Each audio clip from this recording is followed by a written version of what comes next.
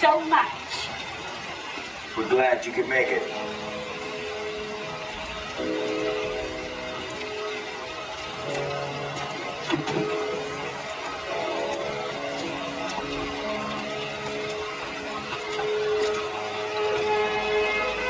Big craziness.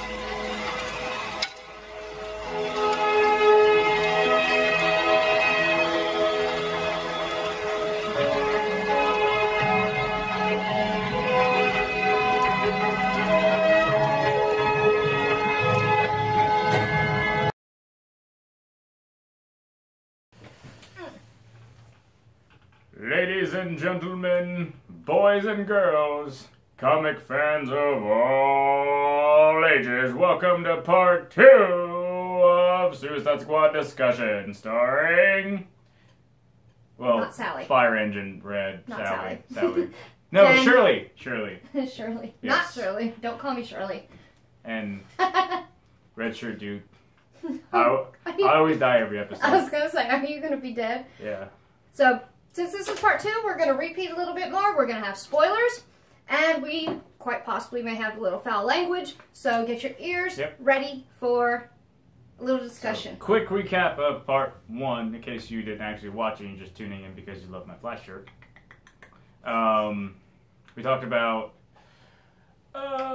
June Moon, Rick Flag, Killer Croc, Deadshot, Katana, Boomerang, Diablo, Slipknot, and Amanda Waller. We covered all those characters in the first part because that's they dominated the first part of the actual movie. Well, that was the Suicide Squad in general. Yeah, that was the squad. But this time, off and on, we're going to talk about Joker and Harley Quinn, who has been most of the debate about this movie anyway. Now, first things first, the actress that played Harley was phenomenal. Margot Robbie. If we had a little bit more of the higher pitch accent, would have been awesome. Yeah. But she did get a little bit of the New York in her. Yeah. So there's something in that. But other than that, her acting was great. Yeah, I don't have much to say in the way of her portrayal. I think the way she actually pulled off Harley Quinn on the screen was great. I have a little bit of an issue, like you said, with the voice pitch and the actual costume. Like, I think it's bullshit that, like, such a massive character, I don't care, whatever, he said massive, has to pander, to teenage jerk-offs in the corner. Basically, Hollywood sex sells, we understand this, and we're both kind of feminists. Yeah, and that's... Like, I understand that's although how business she's sexy works. as hell, I'm just gonna... She's hot. Yeah, that's fine. But she could pull the hotness off without the hot pants. Exactly! Like, you don't need to have thigh-high shorts on to pull off your attractiveness. As I explained to Matt, I said we've got in here, I've got Harley Quinn, there's this right here. I think what they're trying to do with the hot pants is when she's roller derby Harley. Roller derby Harvey. Yeah. My name is Harvey. I'm so glad I'm not drunk. No. So I think that's where they're going with that, although, like you said, there's no uniformity to what she's wearing. Like, she's wearing a shirt that says Daddy's Little Monster and some hot pants. Like, there's no purpose for that. There's not. They did show a little bit of stuff as nice little Easter eggs to us. Exactly. Like, there was a pretty good montage for Easter eggs, but at the same time, like, they could have still... They had her gun. Yeah, they had her gun. Whatever. She used it. She used it a lot, actually, which is surprising. But they could have given her, like, I don't know, a pair of yoga pants with that classic print on it. Something. Oh, yeah. You know? Like, there are plenty of ways they could have gone. Okay, because one of the fight scenes in New York where she's jumping around, all you see is her ass cheeks. That's all you see. I'm just like... She's got a nice firm butt. But that's not the point. That's what we're trying to say. Is that if you're going in for it, you're going in for the movie, and I think it should be secondary. Yes. Of visual appearance, yes. Which, as we know, Hollywood is a society. If this was someone who was not super sexy, Yep. would not have played the character. Yep. But if it was a guy's character, they do not care how ugly the person is. And that's just how it goes. And we know how it is. We hate armor it. and sweet shit everywhere. But chicks get this. Like, come on. Like, even in MMOs, it's fucking stupid. It is. You'll have this big-ass, bulky piece of armor sitting on a shelf. You'll go pick it up, and it's a bra. Like, bro, come on. What the fuck? Yeah. So Death is not gender exclusive. Neither should armor. So this is one of our big beefs about Harley, is that they've done that. They said that this entire movie, as much as it is, it shouldn't pander to just sexuality. Yeah, it shouldn't. And I've seen a lot of movies, like, just in the past couple of years that are based on, you know, things from that kind of world, you know? And right. It's fine, except for when it becomes a bigger property. And then it's just like, okay, the bigger production company we are, the less clothes she has to be wearing. Why? Because sex sells, kid, and we gotta sell sex. Now, something else I am actually interested in that DC may have done decent was their portrayal of Wonder Woman in Batman vs. Superman. Yeah, and even her costume there was a big point of contention. But you have to remember what she wore on television. That's true. Yeah. So they're not really changing up too much. Yeah, see, I don't really care about Wonder Woman that much because that's what her costume normally has been anyway. Right, that's what I'm saying. Exactly. She can get away with it there's because barely been any variation with her costume anyway. You know, but with Harley Quinn, like, her most popular costume was the Jester costume. Right. And that got kind of thrown away a couple of years ago for this stuff. That's what I'm saying. Like, it changes depending on who's writing for that character. It also changed as the people were getting older who were originally watching, which, as people who are Harley fans know, that Harley got introduced in the Batman animated series. Yes. She never was on the page until after that. Yep. So that created her not. And she was never intended to be as big as she was. But people started loving her. Yep. And then they kind of had the hots for her, and I think that's what happened with the sexualization of her. Is that they're like, this is my Harley, I want to see her in this. I think that's where it went, because she's a great character. She's a great character, even fully clothed. Like, why not just stick with that? And we'll talk about Joker, about your thoughts on Joker first, but another thing we need to do is about their relationship. Yeah. That there's a big issue with their relationship because we know that Joker has no feelings. He is a complete sociopath. And this right here actually feeds into one of my Joker theories. Right, and we'll go. Yes. I said we'll go into that, but this movie gives Joker feelings for her. Yes. He actually cares for her, yes. And in actuality, all he is doing is using her. He's her puppet master. But I think they're trying to make fans happy, and they need a relationship somewhere. They need the love. They need to have a reason for her to be doing what she's doing. I mean, but there's already a relationship in the movie, so this one is kind of just like secondary, in my opinion. But this is what they're doing with that. Excuse me. But I also think that they are kind of backpedaling on the Stockholm Syndrome issue. In a way where, you fall in love with your captor. I'm actually really upset about that because that was one of the defining characteristics of that relationship. Oh yes, no, exactly. But that's what this movie is doing. And to take that away from something as iconic as Joker and Harley Quinn backslaps the fans. But it's really, okay, from what I'm gathering, from reading from friends, people, and if you have your say and you want to have your say on it, go for it. But there's a couple things that have come in about, and people were getting worried because it's too abusive. And that's exactly what the Joker and Harley relationship is abusive. And it's been like that for decades. Correct. But they were trying to minimize it. They're trying to tone things down. To not upset. Going in the future. But at the same time, you're retconning all of the history between those two characters. Stockholm Syndrome between Joker and Harley. She's a therapist. So the fact that she doesn't realize what's going on means he's that good. Makes it that much more interesting because she is a therapist. She should have known better. A psychiatrist, so she knows what's going on but doesn't realize it. That's why people were so infatuated by that story, because she should have known what was going on from the start. Right. So taking that out, it makes him more of a villain by doing that. Yeah, it vilifies him even more, but it doesn't make the connection between them any stronger. It doesn't. It's just you're flooding the pool with nonsense. They gave a romance that was traditionally one-sided. Yeah. And Harley always will do anything she will for Joker. But Joker he wouldn't do Nope. what he does in this movie. Nope. He just wouldn't. As we go on that, speak. Okay, 3 Joker theories. My number 1 Joker theory, actually, this is, I guess this would be number 3 on the importance scale, so going upwards, that this Joker isn't the actual Joker. This is someone pretending to be the Joker. And that is? Because he doesn't act the way the Joker does.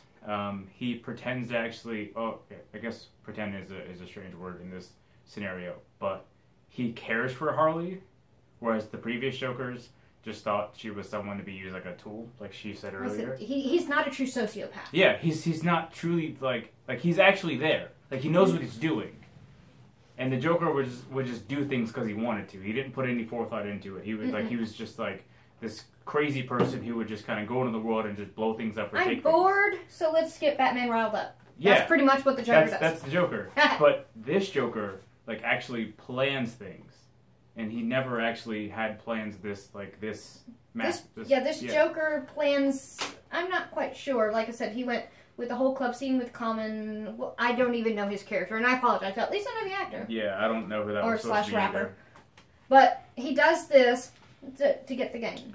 He gets to get people. Yeah. When the Joker, the real Joker, people are coming with me or not, you're going to follow me or not, I don't care. He would just take over other people's territory without even saying anything. Like, he would just go and kill someone's leader and be like, alright, you guys work for me now. Like, alright, boss.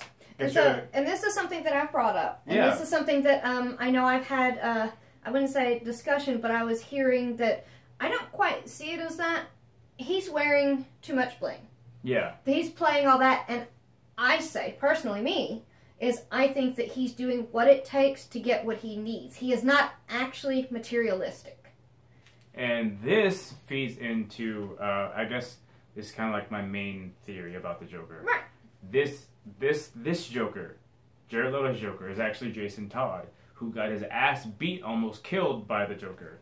And since he's actually in my head, he's taking over for that Joker, the original Joker is dead. Okay, so he's taking over, and you're meaning taking over as in he has stepped into place. He's not pretending to be the Joker. He actually thinks he's the Joker. He thinks he's the Joker because the previous Joker is no longer doing anything. He's left town. He's skipped. Because we've heard about in BVS where Batman said he's had a history of psychotic people dressing up in clown outfits. Right. So an we've epidemic. talked It's about a the Joker. Exactly. We've talked about that before, and we have the one Robin costume hanging up in his Batcave.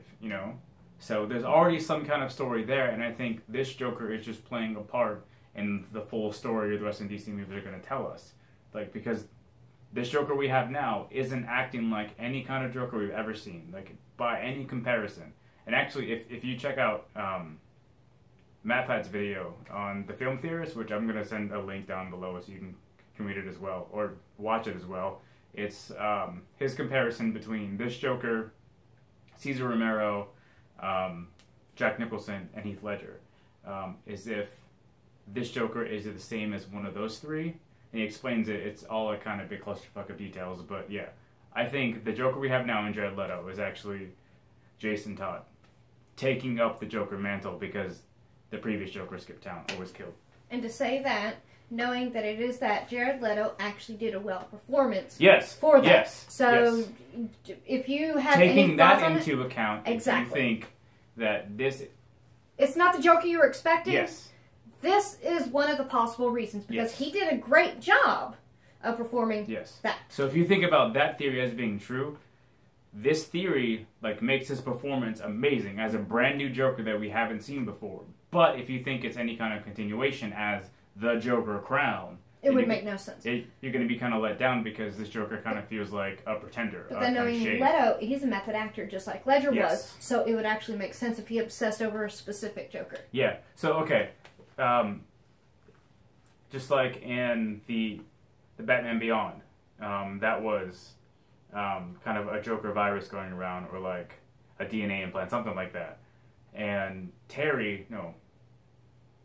anyway, someone in that cartoon became the Joker, and he was completely different from his actual normal counterpart. But he referenced a lot of the same thing Jared Leto referenced as far as behavior.